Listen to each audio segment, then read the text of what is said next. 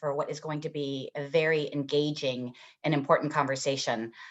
So want to ask the question, why men as allies? The Women's Philanthropy Institute's latest Women Give 2022 report, Racial Justice, Gender, and Generosity, explored attitudes toward the 2020 racial justice movement through a gender lens. And perhaps not surprising, the report found that single women, Black, LGBTQ+, and younger households showed greater levels of support for racial justice causes. But other WPI research has also found that women are more likely to give to women's and girls' causes. But what about men? In an effort to explore opportunities to engage more men in helping break down systemic inequities to advance women's and girls' causes, WPI is launching the Men as Allies initiative to identify allies who are willing to be all in to help grow giving to women and girls. And research from a study WPI did on social norms found that when it comes to giving to women and girls, it's important that men see more men and women supporting these types of organizations. So we're so excited to bring together today's panel as the first in a series of events and conversations that will engage more voices in this all important work. Before I turn this over to our moderator, it's important to level set, starting with how we define allyship. So allyship is critical to helping stimulate change, build awareness, and increase giving to women's and girls' organizations. It entails a continued investment of time in supporting others through personal actions that lead to a more inclusive society, and is an ongoing process of listening, learning, adapting current thinking, and sometimes being comfortable with being uncomfortable, especially around courageous conversations and the unknown. And so it is my great pleasure to introduce Michael Balaong as today's moderator. Michael serves as CEO of Candlelion LLC, a global consulting firm that advises the world's largest companies, most iconic brands, major startups and investors, next-gen entrepreneurs, and leading nonprofits. And he's no stranger to WPI, as he also serves as a member of the WPI Council, a group of national advisors working to advance our mission and vision and to grow women's philanthropy. Welcome, Michael, and thank you so much for serving as moderator today. Thank you, Jeannie. I'm so happy to be part of WPI's council. 2 years ago, when you invited me to join, I didn't realize that women give more, give better, and give together, and men, we need to learn and follow your lead. And today, we have an exciting conversation about men as allies, and we brought together a dream team. We have Jimmy Briggs, master storyteller, watches documentaries, read his writing. He's also an amazing father, and he's a lifelong advocate for racial and gender equity. That's why the mayor put Jimmy on the New York Gender Equity Commission. And if you ever want to learn about social change journalism, just take Jimmy's class at the International Center for Photography at New York's. And now we also have Rena Greifinger, who is a social entrepreneur. Leads experiential philanthropy at Population Services International. What is experiential philanthropy? I don't know, but we're going to find out. And she's the managing director of PSI's Maverick Collective.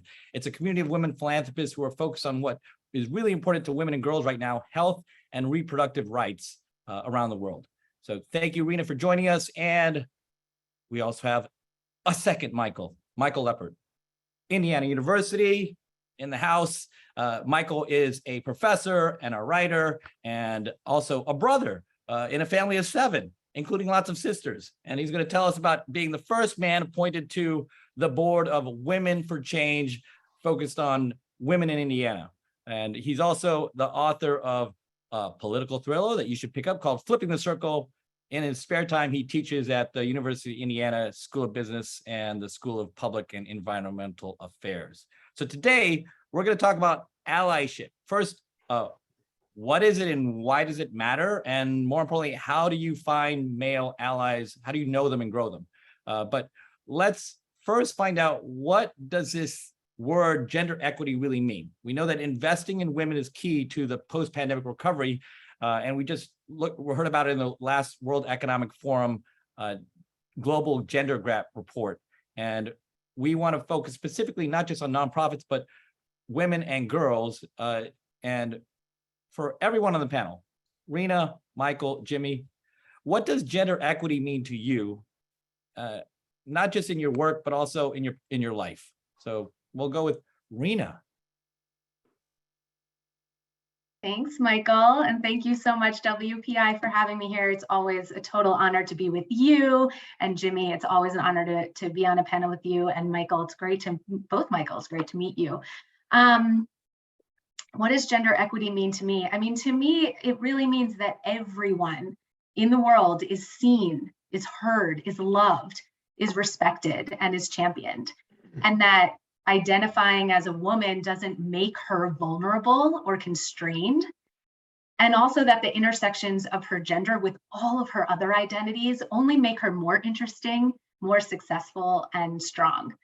And particularly coming from a reproductive rights standpoint, I believe that, to be a gender equitable world, we need every woman and girl to have full autonomy over her body and her life. And I know that Michael and Jimmy both echo that. So let's hear from Jimmy, your perspective as two things, the F word, your father and a feminist. So your perspective on gender equity. Thank you so much, Michael. It's great to see you again for so many years. It's great to be on this panel with Rena, who I always adore speaking with, and meeting a new Michael. For me, gender equity in a personal and professional context really means centering fairness, centering respect, regardless of gender identity, sexual identity. For me, gender equity means creating an environment, an authentic climate of safety, of visibility, and of equal voice. Thank you for those key words. It's not just about fairness, but again, what you said, Jimmy, safety, visibility, and voice. Michael, your thoughts?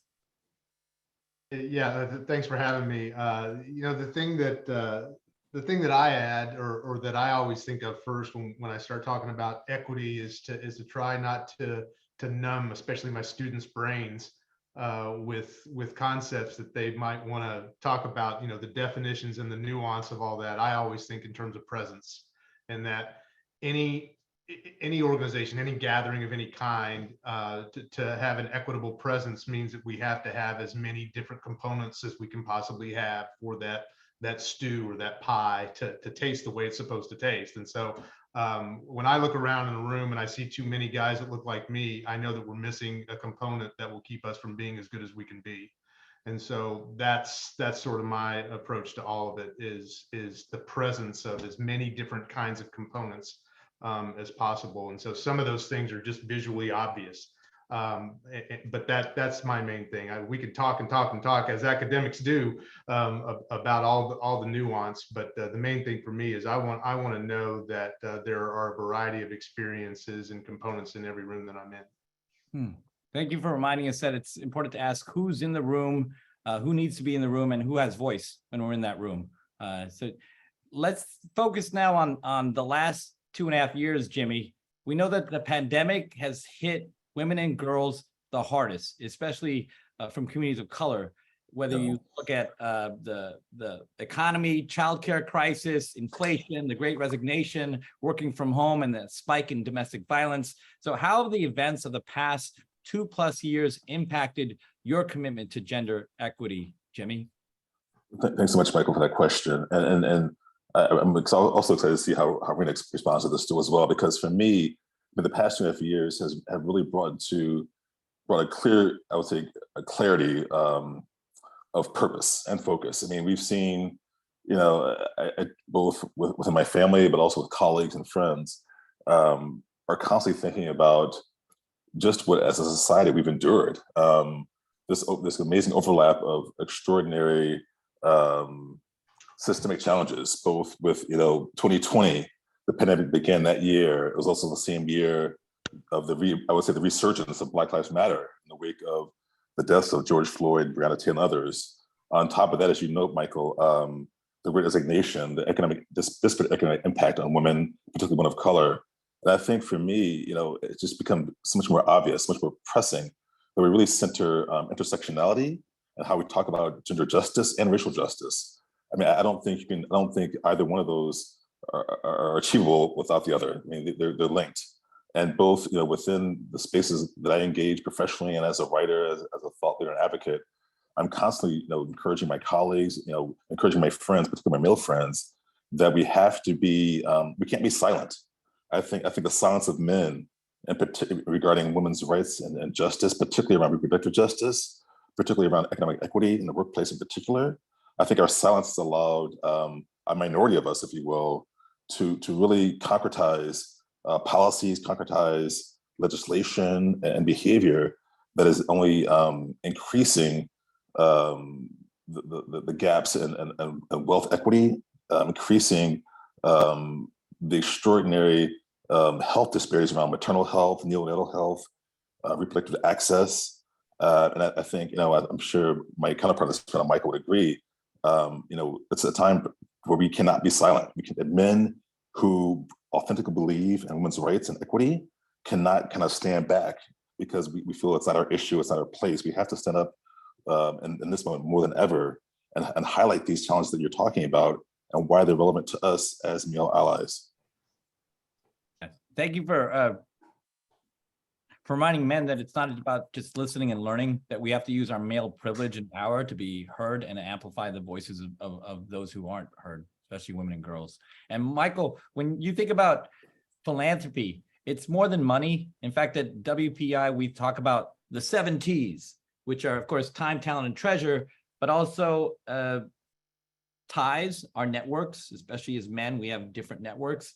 Testimony, what Jimmy was talking about, how do we give voice and validation to other people, especially women and girls, and trust and transparency. So when you think about an expanded definition of giving, philanthropy, beyond just money, how do you incorporate that into your own philanthropy and giving?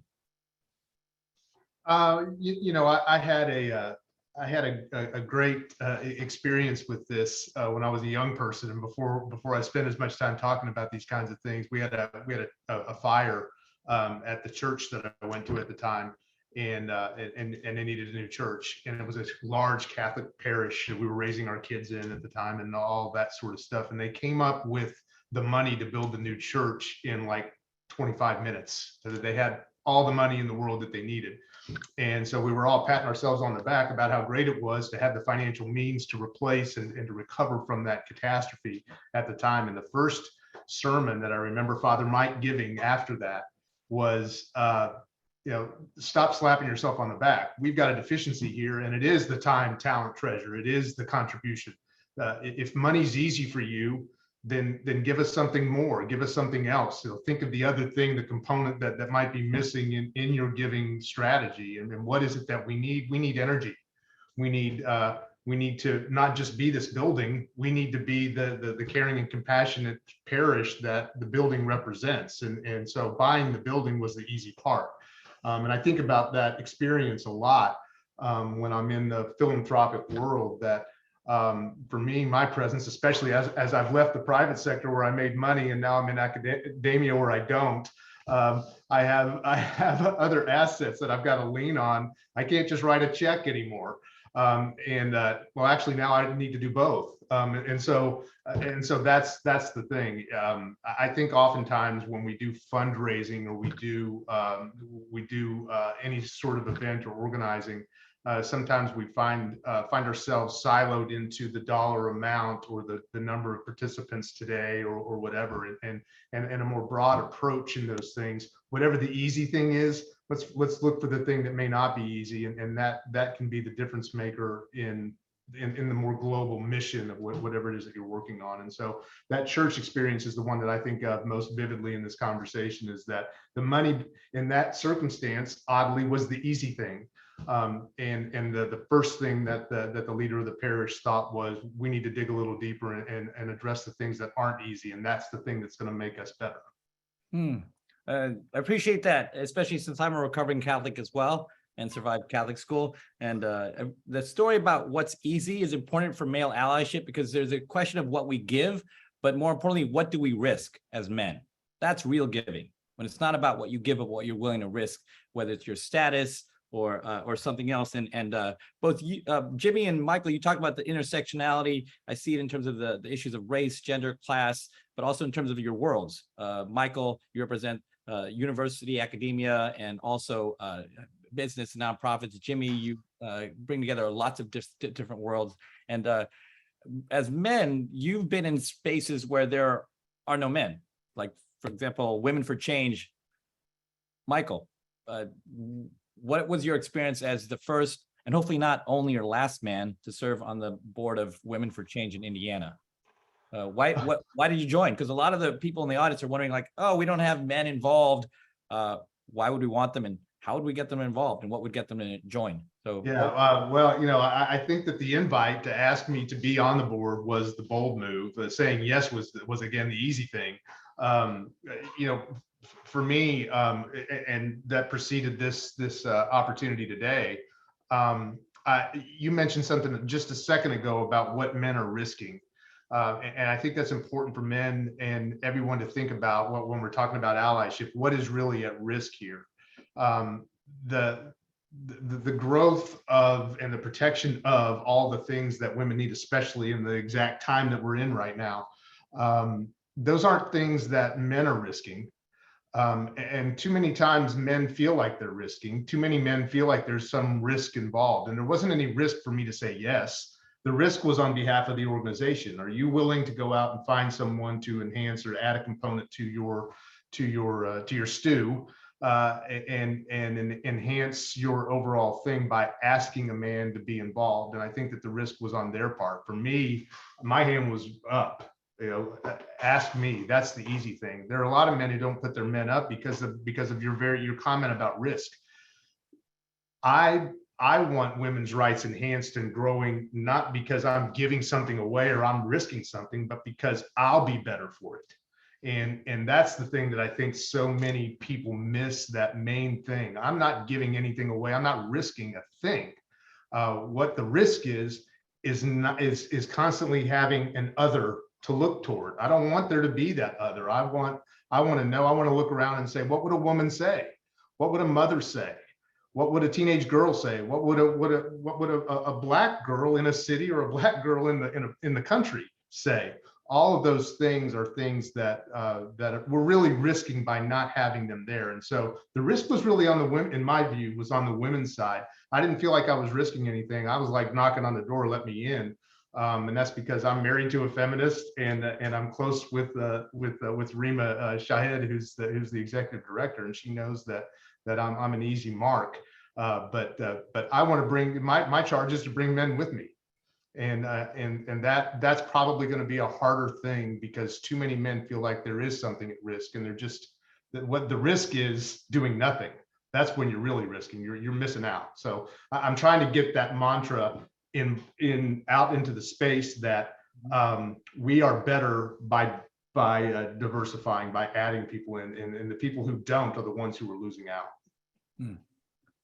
We are better for this, and you want to bring other men with you. And I know, Jimmy, we're going to hear shortly about your experience bringing men and boys along with you through Man Up. But I see, Rena, you're nodding your head, and you're part of this amazing sorority called Maverick Collective. So tell us about your organization and how is it involved, especially when it comes to men as allies, potential or future or current. Thank you so much. Nodding vigorously, Michael and Jimmy. I'm very grateful to be in this community with you and to hear from you in this way. It's so powerful. Yeah, you might be wondering, like, why am I even on this panel? Because Maverick Collective. So Maverick Collective is a community of women philanthropists investing in health and reproductive rights to elevate women and girls and advance gender equity around the world.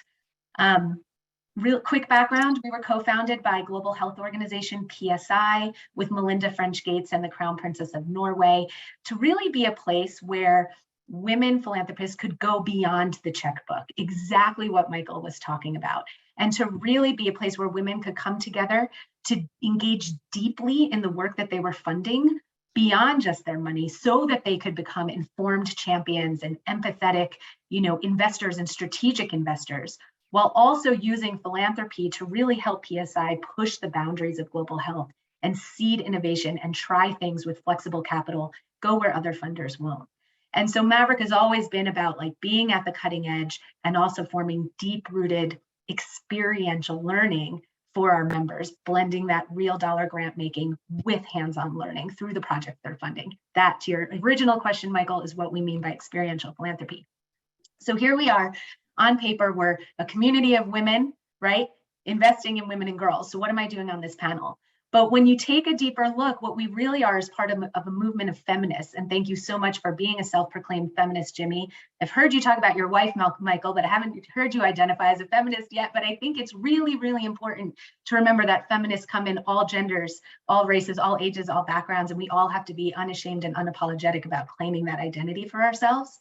And that is what Maverick Collective is. It's a part of a broader movement of feminists that are advancing gender equity. And even though we'd like to think probably as a community of very badass, bold, smart women that we don't need men to advance gender equity, we know we do. We know we need everyone. And one other thing that I'm going to say, and I know Michael wants me to announce some launch of a Maverick Collective for men today, and I'm not going to do that. But I am going to say that we have also taken, particularly the last 2 years, to do a ton of really deep reflection and also take action in response to what we have seen unfold with social justice and racial justice movements here and around the world, feminist movements around the world, and the global pandemic. And we've launched a new initiative called Maverick Portfolio, which is a feminist fund. It is a pooled fund that is going to provide multi-year flexible money to PSI country teams in partnership with grassroots feminist movements to break down systemic barriers that stand in the way of women and girls' reproductive health and rights. And as a feminist fund, all the decision-making about what impact means, where the money goes, how it's spent, is happening at the grassroots. Donors are not making those decisions. I'm not making those decisions.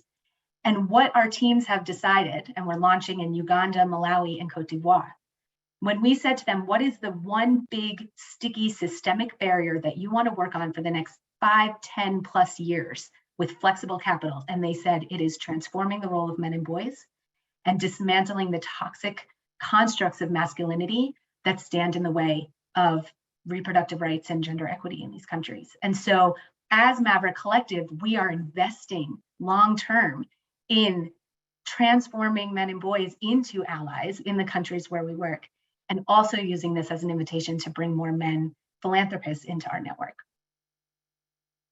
That's powerful, Rena, because you've just validated what we found in the WPI research, that empathy gets women to give, but it's community that gets them to give more.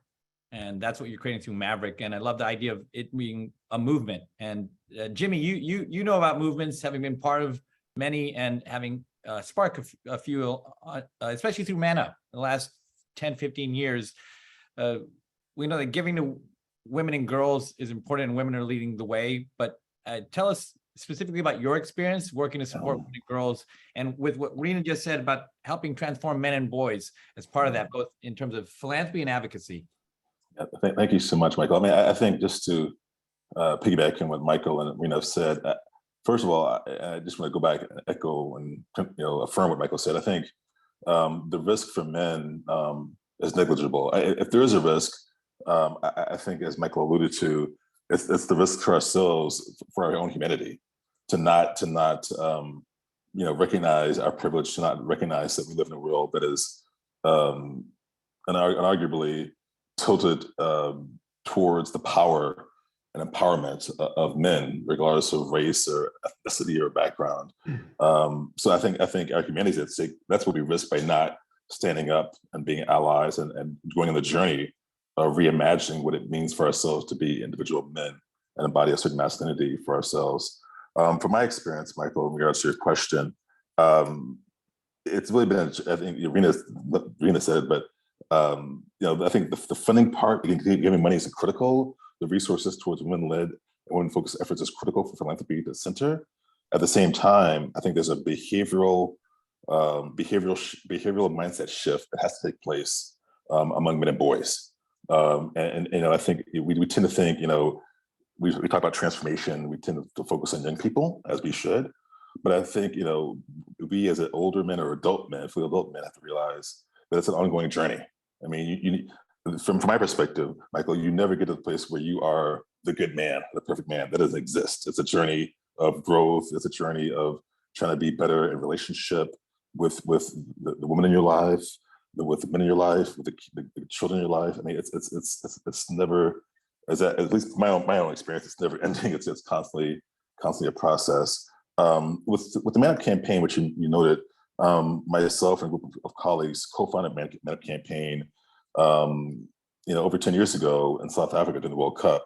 And the notion was to really bring together young people from around the world, both young men and young women, collaboratively to work together to not only, you know, support and educate young men and boys to be allies, you know, early on to be allies with women and girls around issues like reproductive justice, around combating domestic violence, around combating, you know, rape and conflict, but also really modeling a new type of movement where young people, where young women and men can work together on an issue which is largest seen as women focused. I mean, as we all know in this conversation, whenever you bring up the phrase gender, I mean, you asked us to define gender equity.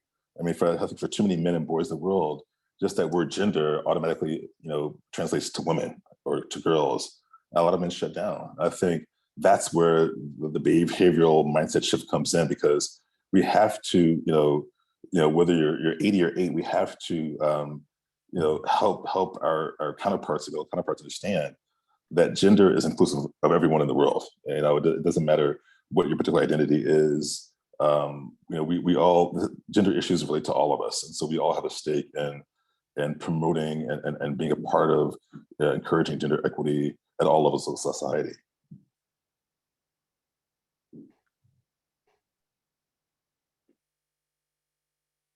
I was pausing, Michael. Let's pass back to you. I can keep going.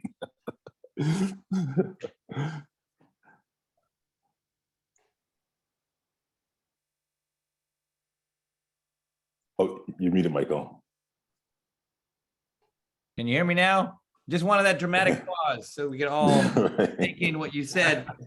You made a number of points that are really powerful, because some people think about giving them women and girls like that's helping someone else. And what you just said is the reframe is men give out of self-interest. So why should I be interested in helping other people who aren't me? Because it makes me a better human being. You said something that's really powerful about motivating men, especially. Our humanity is at stake here. It makes us better human beings. And I heard you say that too, Michael Leopard. And another thing that Katja in the comments said is allyship begins at home with doing the laundry. Like, can we just be that at home? And what you just said, Jimmy, is allyship is a one-day contract that we must renew every day throughout our lives. It's like, we're not one and done. There's no like, hey, we finally reached good guy status. We must be able to show up every day. And when we think about your work, specifically with promoting women in leadership roles and getting policies that encourage more women in the workplace, flexible work schedule, stronger parental leave, mentorship training, how can we work together to do that, to make those changes? And I'm going to put it to the whole panel. Ideas and examples. I was hoping you would go in this direction, Michael. I mean, you know, I've been talking a lot, as I'm sure you have, and my counterparts, you know, Michael have on this panel. You know, we talk a lot about DEI, especially since 2020. You know, diversity, equity, and inclusion efforts, particularly in the workplace, in the workforce arena. And I think, you know, we have to, you know, as men, as women, as you know, those of us who are of color or from disenfranchised communities historically, DEI is a critical tool towards building equity and you know, building access to capital, building access to other types of power in the systems we're discussing. But I think, you know, I think it's both and. I mean, DEI cannot be replaced. DEI efforts cannot be a replacement for transformation of behavior and mindset, particularly among men. I mean, as a man of color, as a Black man, I can't wait for, the corporate America or the federal government to be representative of society. I mean, because we're so far behind, and neither can women. I mean, we need allies. Women need allies. Men need allies. People calling it allies in these spaces to authentically champion and create space and create equitable pathways for their ascendance and for their leadership and for their empowerment. I mean, it's a both and equation in this matter. Yes, exactly. We're not going to fall for the false choices of either or. And No. what you're saying about DEI, it used to be, remember, it was diversity and inclusion, then we Right. had equity, and now have you heard of Jedi and Vibe? There's like justice, equity, diversity, inclusion. There's values, inclusion, belonging, and equity. Whatever you call it, we're looking for access. And Michael, you've seen it in the business school, the challenges for women to get access, both in work and in academia. What do you see as the problems and, more importantly, the solutions? One of the things that I had a great DEI story. We went through training when I was being trained. When I was new to academia, and I signed up for this training program, and all the people in the room were sitting there like this. They walked into the room with their defense mechanisms up, and they were scared to death that again they were going to have to give something up, or they were going to have to divulge some deep dark secret that would keep them from being a change maker or a solution to an obvious problem that was out there. And they went around the room and they asked, how do you feel? They opened with, how do you feel? Tell us how you feel. And I was like number 8 of the 20 people in the room, and they got to me and they said, how are you feeling today? And I said, comfortable. And it just rocked the room. They're like, what do you mean comfortable? It's like, I want to be here. I want to talk about this stuff. We teach communication. That's what I teach. And so the department is very concerned about who's going to take the responsibility for integrating modern approaches to dealing with people. And my mantra from the day that I got there was, why wouldn't it be us? It should be us. And we should be fighting who gets to do this, not who has to do it. And so that was my first academic experience. But you made the mention about the everyday stuff. I'm doing laundry right now. That's what we ought to be doing. And when I go to board meetings, when we get back to doing them in person, that Women for Change, I expect that I'm in charge of coffee. I mean, that's what I should be. That's what I should be doing. All of those things. The defensiveness, getting down the breaking down those defense mechanisms can be what seems like an insurmountable hill to climb. Something that's way too tall to get over. But I've found when I'm around people who are comfortable doing it, that spreads a lot easier than I think people give it credit for. And so to answer your question, finding the value.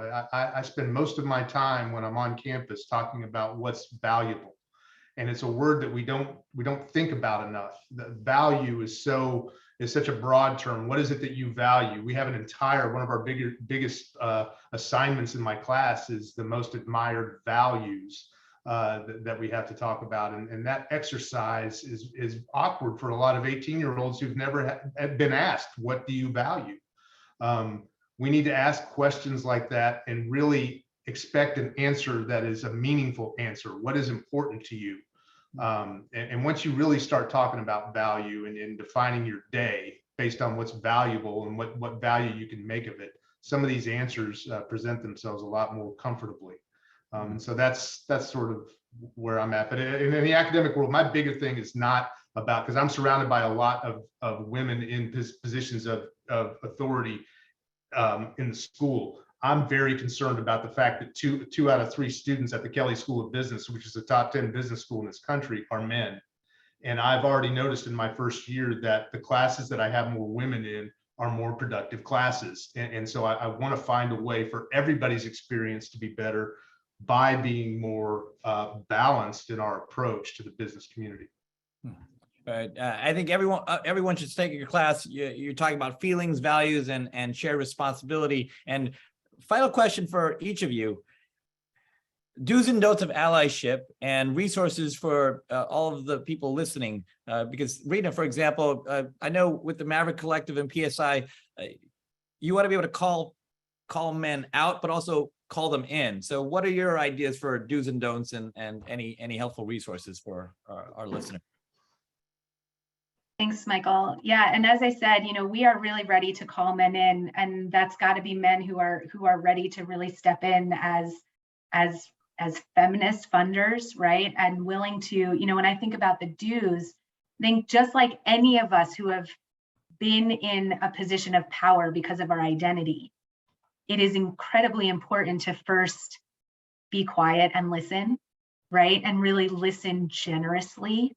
And that's a concept I've been working with. And a person I love the way she described it recently. To listen generously is to listen with all that curiosity and open-mindedness that you bring to a lover on a first date, right? And to be ready to be uncomfortable and to feel vulnerable, but to know that this will lead to a new feeling of power. And I think Michael spoke to that really beautifully.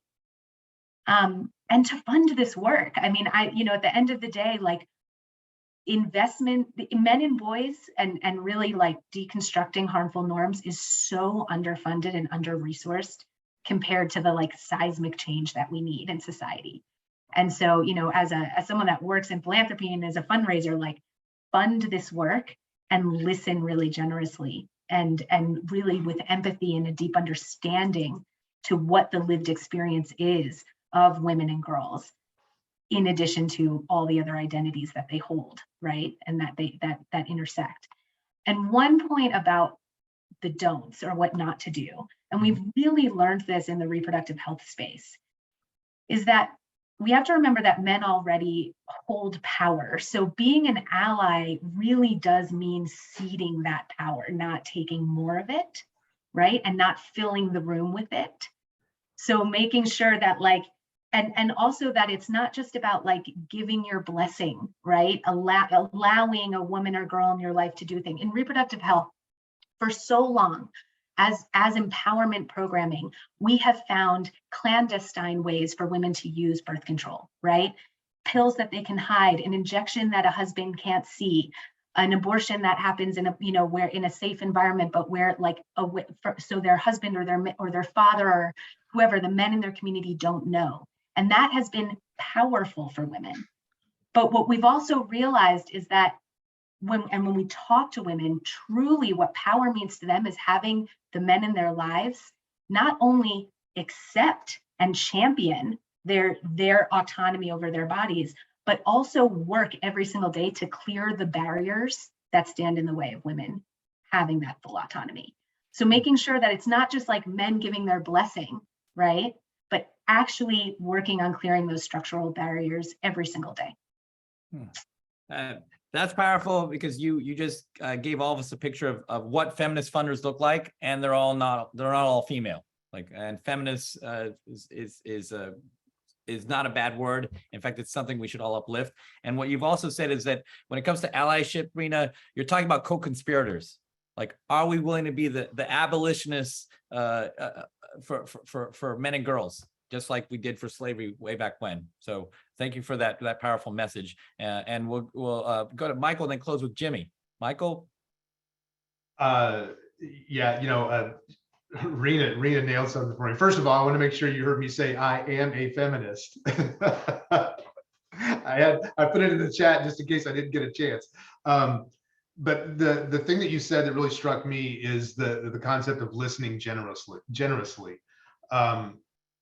As I teach communication, what people think that is always talking. It's always delivering, writing, making sure that people hear you.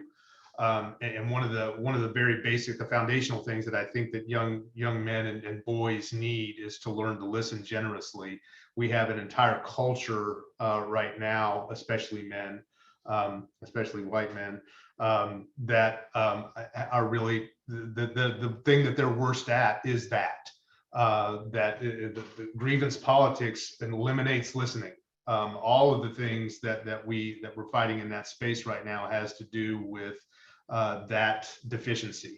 And so when you say that, I immediately perk up because I have to remind my mentor, when I became a communication specialist, would send me to meetings and his only instruction was listen, just listen.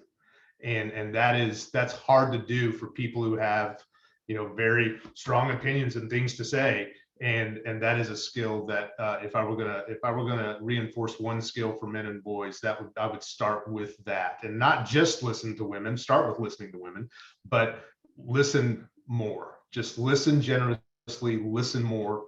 The enhancement that you get in your life and your ability to be an ally will grow from that.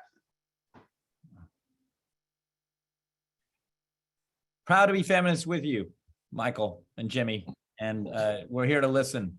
So Jimmy, bring us home. Yeah, I just, Rena and Michael have spoken so eloquently and concisely. I would just add in terms of, building male allyship or connection or on the matter of gender equity and justice. I think one of the most critical factors is credible messengers, credible messaging.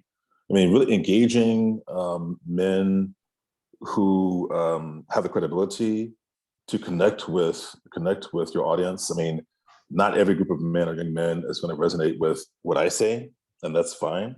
But there are counterparts who do speak a language, who do have a recognition or credibility that can connect with that particular group. And I think it's important to, as we're talking about building male allyship, whether it's at the corporate level or with the government or within philanthropy or at our homes, our places of worship and faith, really understanding where are the spaces where men and boys feel safe, feel empowered within their masculinity to talk about issues they may historically be uncomfortable or not used to talking about, and being able to talk about issues and really confronting, looking in the mirror. I would say challenging their male privilege, challenging their manhood in relation to the inequity women face every day, and really being able to unpack the privilege, unpack what this means systemically for all of us. When a group, as we noted, when there's a group of us who are not who are marginalized, who are not being seen or heard appropriately. And so for me, as a Michael, as a journalist, as a writer, as a storyteller, I really keep coming back to the importance of narrative and the importance of telling our stories authentically to each other as men and boys, and because I think that's what allows us, at least my experience, that's what allows us to be able to listen, actively listen, to the lived experiences of women and girls, and really heed the lessons and heed the needs that they're trying to impart to us.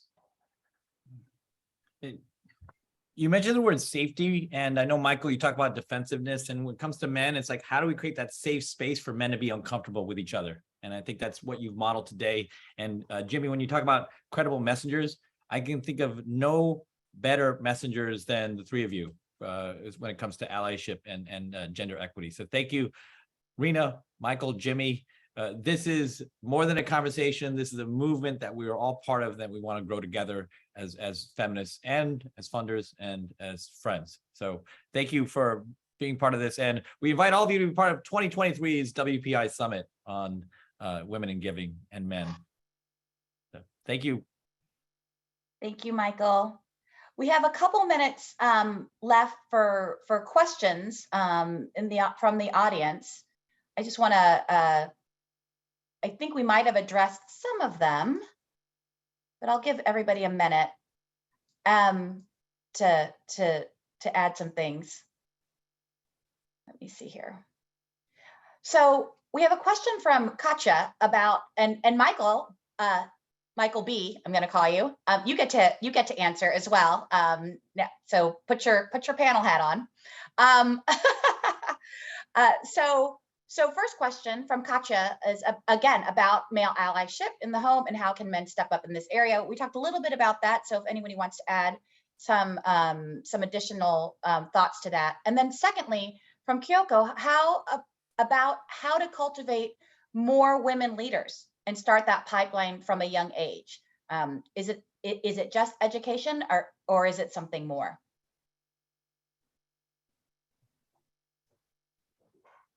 I'll just give a quick example. So how did I suddenly become aware and concerned about women and girls, it started with my own family.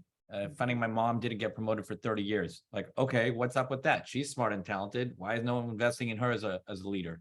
The women in my life having to deal with sexual assault or with access to reproductive rights. It's like, oh, I had never knew, but I never asked. So it's like, if you just want to start with the men in your lives, it goes to what Jimmy was saying.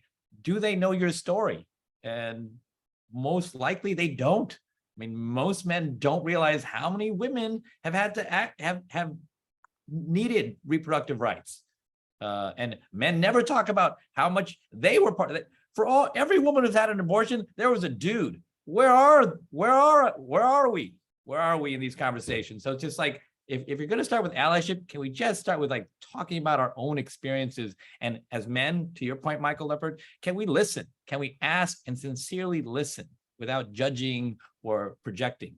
So it just starts with that. There's no empathy without awareness, and there's no awareness without asking and listening. Yeah, I just want to jump in there. My one word answer to that often is expectation. I grew up in a house where the birth order was brother, 4 sisters, then me. And so when I'm looking up, the power structure was dominated by women. And you know, maybe they didn't decide where we lived and where we went to school and all that, but they did decide what show we watched, and they did decide who was first in line and who was last in line, and you know, all of that sort of stuff. And the expectation was that the women in the house were in charge. And so you know, with some of the cultural work that we've done at school, that expectation is vital. And so when I look at my young students, my expectation is that the women in my classes are going to lead. And I let them know that, not because they're women, but because I just have that expectation of them. And so that starting point for me is the thing that drove my feminism. And I think it's important for the expectation to be just prevalent, that whenever we can put that expectation out there, we should do that, I think. Thank you, Michael, for that. And it's cultural, to your point. I grew up in you know, the Filipino community is highly matriarchal in a lot of ways. And so there are cultures around the world where women are on lead, but we don't talk about that, to your point. So 2 great questions just came in from Bill. Could the panelists name a few organizations that they have seen being effective in promoting allyship? And are they aware of how those leaders promote, support, generate that effectiveness? I can respond with a couple of suggestions. Two of my favorites, I'm biased. One is called Connect. They're based in New York, but they work nationally and globally. Connect is a community-based organization run by a man named Quentin Walcott. And their model is really interesting because they do work through community-based organizations. They themselves are a community-based organization, but they partner with other community-based organizations to really, I would say, catalyze men and young men to address cross-systemic or intersystemic challenges around mental health, around child care and welfare, around education, around violence, domestic and otherwise. And the other suggestion I was going to make is an organization which recently changed its name from Promundo to Equimundo. And Promundo had been, or is a Brazilian originated organization now with locations around the world, and they do have a U.S. office in Washington, D.C. They've changed their name recently to Equimundo, and I love them because their work is really research grounded. They do a lot of gathering of data, a lot of surveys, a lot of longitudinal research, looking at the behavioral patterns of men around the world, and really surfacing what are the solutions that based on the evidence, what are the solutions to transforming a classroom or school of young men and boys. What are the strategies to enlist men to be more engaged fathers? Things like this. So Equimundo and Connect are two organizations I would suggest you start with there. Thank you, Jimmy. I've got a last, probably this might be our last question, but it's a good one. And it's from Elaine. In the past, the word feminist became a dirty word. It is a great word, and I am happy to hear it on the call today. Do you believe that the old stigma has gone away? I got called out on that, so I'll say no. I'll say no. I don't think it's gone. I think it's going away. I don't think it's gone away. I think that when Justin Trudeau from Canada labels himself a feminist, that's helpful. I think Joe Biden should do it. I think that men should get comfortable saying it. I think it should be a word that is commonplace, and I think that people who aren't feminists should be the exceptions to the rule. So, but I do think that I think it's going away, but I don't think it's gone. I want to give Rena a chance to weigh in on this because she has written extensively on feminist philanthropy in particular, but certainly would love to hear your thoughts on the future of feminism and the word. I think Michael's right, and I appreciate you taking the call out in good graces. But I agree. I think there's been a reclamation of the term. And I think that we still need half of the world's population to be able to identify, and be outspoken and call oneself a feminist and understand what that means and live by those values. We still need a lot of women to do it too, believe me, right? It's still a hard word and a heart for a lot of women who do align with feminist values to even say out loud. And so when we talk about that this work is uncomfortable, right? Being a feminist and claiming that, it can be uncomfortable. Being an anti-racist, if you're a white person, even if you align with those values, but to say it out loud, to know what it means and to live by those values is uncomfortable, but absolutely necessary work. And we really will not change the world without it. We will not achieve racial justice or gender justice, or justice of any kind without all of those who hold any one or more identities that have been privileged and enfranchised. We have to do that hard work. And so, yeah, I mean, I think the future is actually not female, the future is feminist. I think we need to start to understand that as a society. I still think it means having a really strong focus on women and girls, and then on, more specifically on women and girls of color, women and girls in the global South, because they've been even extra disenfranchised. But it doesn't mean that we don't talk about and we don't deeply invest in that transformation of men and boys. That's why I'm so excited that this panel exists, that Jimmy and Michael do the work that you do, and there's so many others out there. So, it is going to be a long, hard slog. And those of us who are, paying attention, it feels like we're going backwards in time right now in this country when it comes to women's rights, because women have not been listened to generously when it comes to what we want for our bodies. Most people in this country have not been listened to generously when it comes to issues like access to abortion. So the people in power are not actually listening. And that's something that we really need to dismantle. So it's a hard time. It's a hard time, but it's even more important that we really staunchly identify and live out and speak out our feminist values. Thank you so much, Rena. I just want to echo your thanks for this amazing panel and the extraordinary, our extraordinary moderator, Michael. So thank you, Michael. Thank you, Jimmy, Rena, and Michael, the two Michaels. I think maybe that qualifies you immediately as a feminist if your name is Michael. So get on board the Michael train. So grateful for what I knew we and had hoped for, which was this engaging and inspiring conversation. So thank you again to all of you who joined us for this important conversation. Just want to do a shout out for the Women's Philanthropy Institute. Our next research report is coming out in August with more details to follow. Also, just this week, the Lilly Family School of Philanthropy and Giving released the newest Giving USA report. You can find that online as well. The headline would be "Giving is Up." So how do we be more strategic and intentional as we move forward with giving? And then also we've done a couple shout outs, but save the date. For the Women's Philanthropy Institute Symposium in 2023. That'll take place March 28th and 29th in Chicago, and we hope to see all of you there. And again, this conversation is just one of the first of what we hope to be a series of events and programming around men as allies, and how they can help grow women's philanthropy and certainly support women and girls more fully. So thank you again for joining us today. I hope you have a great weekend, and I hope to see all of you again soon. Thanks so much, everyone.